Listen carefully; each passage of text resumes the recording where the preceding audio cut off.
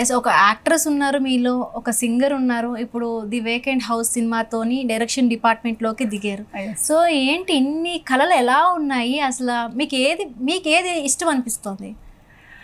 నాకు నేను చేసే ప్రతిదీ ఇష్టమవుతూనే చేస్తాను నేను. అండ్ ఈసారి డైరెక్షన్ మాత్రమే కాకుండా యాక్చువల్లీ 9 డిపార్ట్మెంట్స్ వర్క్ చేశాను ఒకే సినిమాలో. I did 9 things. అంటే script, screenplay, dialogues, direction, lyrics, music, singing, background score, costume designing. So ఈ 9 కూడా, అండ్ యాక్టింగ్. సో అన్నీ కలిపి ఒక 10 డిపార్ట్మెంట్స్లో చేశాను ఈ సినిమాలో. అన్నీ నాకు నచ్చే చేశాను. నేను జర్నీ స్టార్ట్ చేసింది ఒక సింగర్గా కాబట్టి, నేను 8 years old ఉన్న దగ్గర నుంచి సింగర్నే. సో సింగింగ్ నాకు పెద్ద పని కాదు. నేను జస్ట్ ఇప్పుడు సింగం అని ఎప్పుడూ చేస్తాను. నేను చెప్పకపోయినా నేను ఇంట్లో కూడా నా మమ్మీ ఒక్కొక్కసారి అబ్బా ఆపవే, నాకు కొంచెం 2 minutes బ్రేక్ కావాలి, నా కాన్సర్ట్ రన్నింగ్లో ఉంటుందన్నమాట. So I love, that's my first love, singing. Music is also, it's always సింగింగ్తో పాటు మ్యూజిక్ ఆల్రెడీ వచ్చేసింది. నేను ట్రైనింగ్ కూడా తీసుకున్నాను. నేను ట్రైన్డ్ మ్యూజిషియన్ని, పియానిస్ట్ని. సో అది నాకు తెలుసు. యాక్టింగ్ నేను చేస్తూనే ఉన్నాను. ఇంకేం మిగిలింది? అది నాకు సినిమాలో బ్యాక్గ్రౌండ్ స్కోర్ చేయడం అనేది థియరిటికల్గా తెలుసు కానీ ప్రాక్టికల్ నాలెడ్జ్ లేదు. అది నేను ఆన్ ద గో చేసుకున్నాను. డైరెక్షన్ కూడా అంతే. సో అది నేను రాసేటప్పుడు డైరెక్షన్ చేయాలని అనుకుని రాయలేదు. నేను జస్ట్ ఒక సాంగ్స్ రాస్తూ లాక్డౌన్ టైంలో కొన్ని సాంగ్స్ రాశాను, ఇండిపెండెంట్ మ్యూజిక్ చేయాలి అనే ఒక ఎయిమ్తో. అది అవ్వలేదు. నేను ఏమి అనుకుని చేశాను చూడు, అది అవ్వలేదు. తర్వాత అది కూడా అవ్వట్లేదు కదా, లాక్డౌన్, ఎక్కడ లొకేషన్స్ దొరకట్లేదు. నేను ఎలా దాన్ని తీయాలనుకుంటున్నాను, అది ఆ లొకేషన్స్ నాకు అప్పుడు దొరకలేదు. ఇప్పుడైనా నెక్స్ట్ ఇయర్ చేయాలని. అసలు ఏంటి అసలు వేకెంట్ హౌస్ ఏంటి, అసలు స్టోరీ ఏంటి, ఎప్పుడు రిలీజ్ ఉంది సినిమా? అదే వేకెంట్ హౌస్ అనేది నేను ఒక 1 line రాసుకున్నా. ఫస్ట్ రాసి మా మదర్కి షేర్ చేశాను. ఆమెకి చాలా నచ్చి సరే దీన్ని డెవలప్ చేయంటే సీన్ వైజ్ రాశాను, డైలాగ్స్ రాశాను. అన్నీ చేస్తూ తిరిగి చూస్తే ఇప్పుడు నేను మీకు చెప్పిందంతా జరిగింది. ఇప్పుడు అన్నీ మీరు చెప్పినట్టు ఎందుకు వేకెంట్ హౌస్, బెంగళూరులో ఫస్ట్ టైం ప్రెస్ మీట్లో వేకెంట్ హౌస్ అని చెప్పగానే ఒక ప్రెస్ అతను, మన మీడియా అతను చెప్పారు, టైటిల్లో వేకెంట్ అని పెట్టావు కానీ నువ్వు ఒక్కరోజు వేకెంట్ లేవే.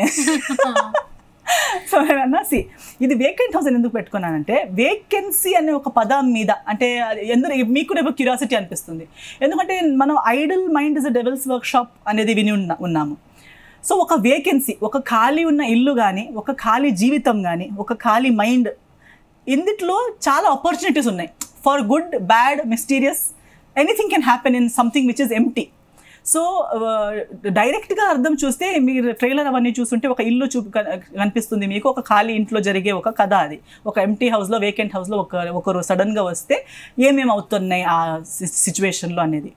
అది కాకుండా I'm also sowing what happens ఒక డెస్పరేట్, లోన్లీ ఉన్న ఒక వ్యక్తి ఒక లైఫ్లో సడన్గా ఒక మనిషి వస్తే, సో ఒక ఫ్రెండ్షిప్ లేదు, ఒక పంచుకోవడానికి ఒక కంపానియన్ లేదు, టోటలీ అలోన్ ఉన్న ఒక పర్సన్కి సడన్గా వాళ్ళు కోరుకున్నంత ఒక మనిషి సడన్గా లైఫ్లోకి వచ్చేస్తే ఏమైపోతుంది? What are the good and bad things that can happen?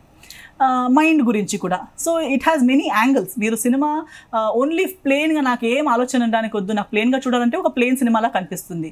But మీరు ఒక డెప్త్తో, ఒక అండర్స్టాండింగ్తో చూస్తే ఈ సినిమాలో ఒక ఫిలాసఫికల్ యాంగిల్ కూడా ఉంది, ఒక రొమాంటిక్ యాంగిల్ కూడా ఉంది.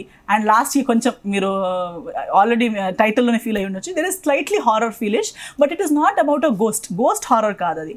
What I want to show is the consequences. ఒక మాట చెప్పేటప్పుడు మనం ఏదో ఇష్టం వచ్చినట్టు చెప్తాము, రిలేషన్షిప్లో ఉన్నప్పుడు చాలా ప్రామిసెస్ ఇస్తాము, బట్ ఆ మాటని బ్రేక్ చేసేటప్పుడు, ఈరోజు మన కల్చర్లో ఎలా అయిపోయిందంటే promises are meant to be broken. ఏది చెప్పినా పర్లేదు, నేను ఈ టైంకి వస్తానని చెప్పి ఒక 1/2 hour లేట్ వస్తే ఏమైపోతుంది, కానీ 1/2 hour లేట్ వస్తే ఏమైపోవచ్చు, వాట్ ఆర్ ద పాసిబిలిటీస్? మనం పెద్ద ఆలోచించాం, మనం అనుకుంటాం ఏమైపోతుంది, నేను అన్నీ చెప్తాను, నీ కోసం నేనున్నాను, నువ్వు లేకపోతే నేను చచ్చిపోతాను అని చెప్తాను, కానీ నిజంగా నువ్వు చచ్చిపోతే నేను చచ్చిపోతానా? నిజంగా అంత ప్రేమ ఎవరికైనా ఎవరి మీద ఉందా? ఆ క్వశ్చన్ మార్క్ ఈ సినిమాలో వస్తుంది. అండ్ ఒక మాట విలువ ఏంటి, మీరు ఒకరికి ఇద్దరి మధ్యలో ఒక మాట అని ఇచ్చేటప్పుడు దాంట్లో ఒక్కరు కూడా ఆ మాటని సీరియస్గా తీసుకునే వాళ్ళు ఉంటే ఒక కథ ఎక్కడి దాకా వెళ్ళొచ్చు. ఒక్కరు ఒక ప్రామిస్ని సీరియస్గా తీసుకుంటే ఇంకొకరికి అది ఎక్కడి దాకా తీసుకెళ్ళిపోతుంది అనే ఒక పాయింట్ మీద కథ ఉంటుంది.